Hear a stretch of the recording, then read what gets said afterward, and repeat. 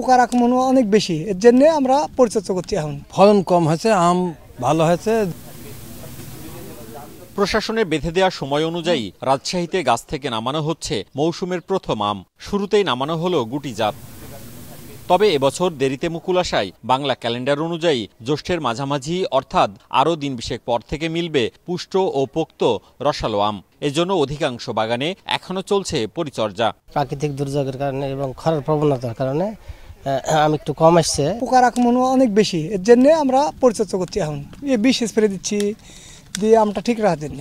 আর চাহিদার তুলনায় উৎপাদন কম হওয়ায় এবার আমের দাম কিছুটা চড়া হবে ইঙ্গিত বাগানীদের। ফলন কম হয়েছে, আম ভালো হয়েছে, যে কটা ধরেছে ওই কটা ভালো হয়েছে, দামও বেশি পাওয়া যাবে। আম ভালো দামে বিক্রি হবে, আম খুব সীমিত কম দাম, ধরেন মোটামুটি 1300, 1500 দিবে।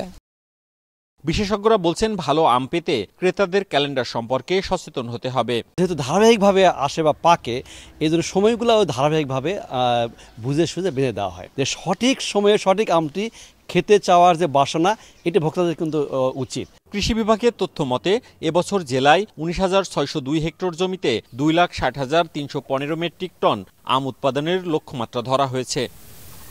মওদুদ রানা, সময় সংবাদ, রাজশাহী। স্বাস্থ্য এবং স্বাদের মধ্যে চমৎকার একটা ব্যালেন্স করে পীর প্রিমিয়াম আয়োডাইজড লবণ।